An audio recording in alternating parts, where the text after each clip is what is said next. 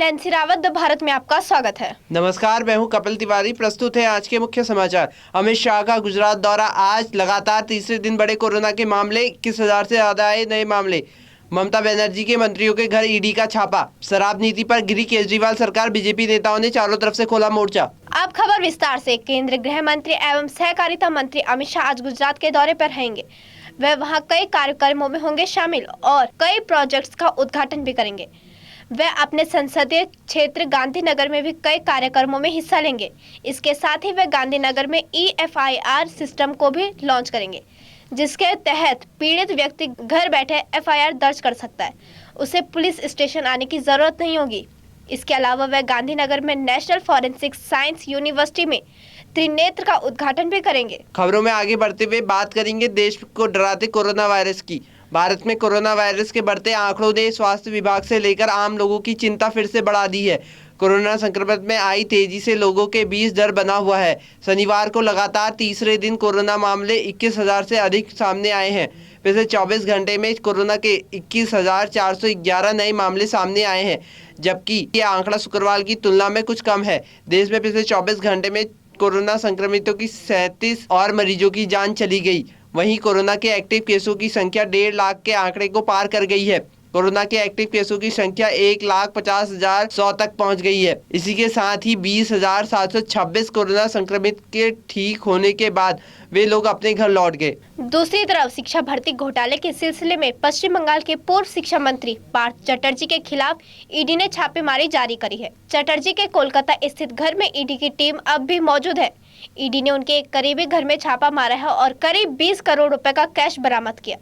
पार्थ चटर्जी अभी उद्योग मंत्री एवं वाणिज्य मंत्री हैं। वह उस समय शिक्षा मंत्री थे जब वह कथित घोटाला हुआ था। सीबीआई ने उनसे 2 बार पूछताछ कर चुकी है। पहली पूछताछ 25 अप्रैल को और दूसरी पूछताछ 18 मई को हुई थी। जानकारी के मुताबिक शुक्रवार को भी अधिकारियों ने घोटाले के बारे में उनसे 11 घंटे तक पूछताछ करी।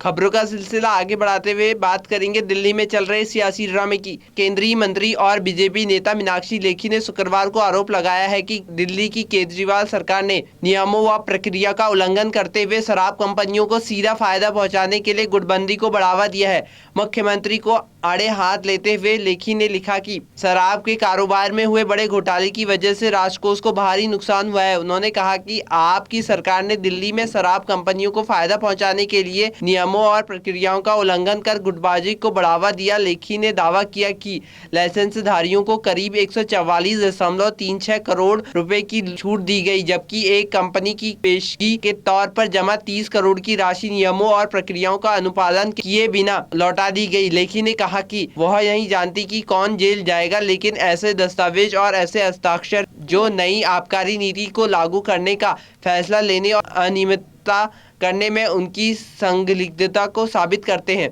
दूसरी तरफ रेल मंत्री अश्विनी वैष्णव ने राज्यसभा में शुक्रवार को राज्यसभा सांसदों में कई सवाल के जवाब दिए। इसमें कई सवाल केंद्र सरकार की अग्निपथ योजना के खिलाफ हर आंदोलन से संबंधित थे।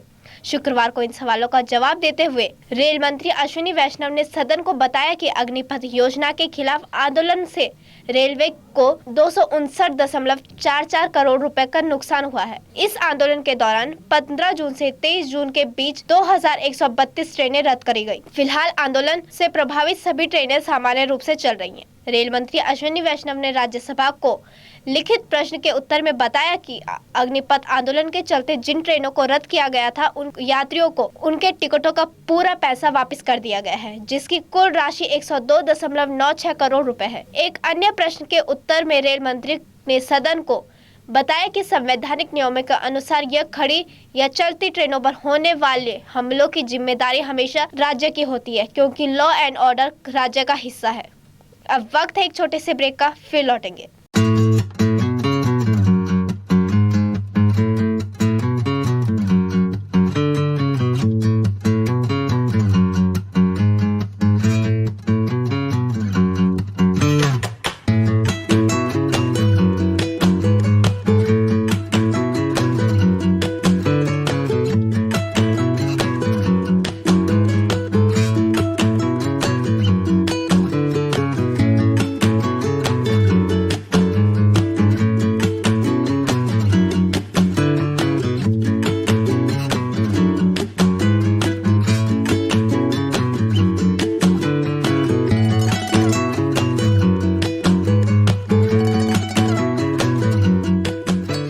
ब्रेक के बाद आप सभी का फिर से स्वागत है खबरों में। खबरों का सिलसिला आगे बढ़ाते हुए बात करेंगे उत्तराखंड की प्रमुख खबरों की।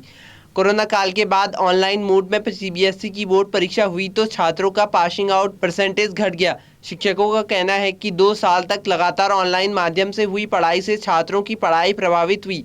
इसका सीधा असर इस साल पासिंग परसेंटेज पर पड़ा है। पिछले साल सीबीएसई के 10वीं के परिणाम में देहरादून रीजन में 99.23% छात्र छात्राएं सफल रहे, जबकि इस साल 10वीं में 94.32% ही छात्र छात्राएं पास हो पाए हैं। अब बात करेंगे कांवड़ यात्रा की। कांवड़ यात्रा पर हरिद्वार पहुंचने वाले कांवड़ियों पर शुक्रवार को हेलीकॉप्टर से पुष्प वर्षा की गई। नॉर्सर्न बॉर्डर से लेकर हर की पैड़ी तक जिला अधिकारियों और एसएसपी ने कांवड़ियों पर फूल बरसाए। फूलों की बारिश होते ही हर हर महादेव और जय जय भोले के जयकारों से धर्म नगरी गूंज उठी। कांवड़ यात्रा में शिव भक्तों का सैलाब उमड़ रहा है। मुख्यमंत्री पुष्कर सिंह धामी कांवड़ियों के चरण धोकर उनका स्वागत कर चुके हैं। मुख्यमंत्री के निर्देश पर शुक्रवार को कांवड़ियों पर पुष्प वर्षा करी गई। जिला अधिकारी विनय शंकर पांडे और वरिष्ठ पुलिस अधीक्षक डॉक्टर योगेंद्र सिंह रावत ने हेलीकॉप्टर से नॉर्सर्न बॉर्डर से पुष्प वर्षा की शुरुआत करी। तो खबरों का सिलसिला आगे बढ़ाते हुए नजर डालते हैं अंतर्राष्ट्रीय खबरों पर। ब्रिटेन के पीएम पद की रेस में विदेश सचिव लिज ट्रेस ब्रिटिश भारतीय पूर्व मंत्री ऋषि सुनक से आगे निकल गई है।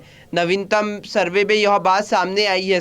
एक सर्वे के मुताबिक फ्रांस ने 28 वोट की बढ़त बना ली है। गुरुवार यानी 21 जुलाई को कंजर्वेटिव पार्टी के सदस्य ने बोरिस जॉनसन को बदलने की दौड़ में सनक और ट्रस दोनों को पार्टी के नेतृत्व प्रतियोगिता के अंतिम चरण में भेजने के लिए मतदान किया था। एक सर्वे के अनुसार इनमें से एक को अब 4 अगस्त से सितंबर की शुरुआत तक चलने वाले मतदान में पार्टी सदस्यों द्वारा अगले पीएम के रूप में चुना जाएगा। वहीं दूसरी तरफ दिनेश गुणवर्धने ने श्रीलंका के 15वें प्रधानमंत्री के रूप में शपथ ली है।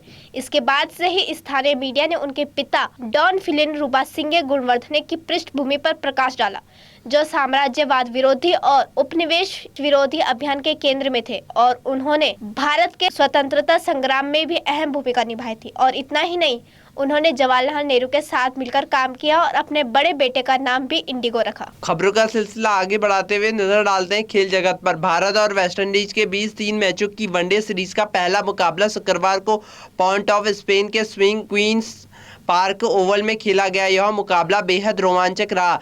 यहाँ वेस्टइंडीज के 2 बल्लेबाजों ने भारतीय गेंदबाजों के लिए मुश्किल खड़ी कर दी, लेकिन रणनीति के साथ गेंदबाजी करते हुए भारतीय टीम ने यह मुकाबला 3 रन से जीत लिया। मैच के बाद भारतीय कप्तान शिखर धवन ने बताया कि आखिर में किस रणनीति के तहत उन्हें यह जीत मिली। अब बात करेंगे मनोरंजन जगत की। यामी गौतम अपनी फिल्म अ थर्सडे को लेकर कुछ दिनों से सुर्खियां बटोर रही हैं। यामी गौतम की यह फिल्म एक क्राइम थ्रिलर और हॉस्टेज ड्रामा है, जिसने दर्शकों का प्यार मिल रहा है। यामी गौतम की इस फिल्म की कहानी नैना जायसवाल पर शुरू होती है, जो एक प्ले स्कूल में टीचर होती है। यामी गौतम की यह फिल्म ओटीटी के बाद अब टेलीविजन पर टेलीकास्ट होने वाली है। इसी के साथ आज के समाचार समाप्त हुए। धन्यवाद।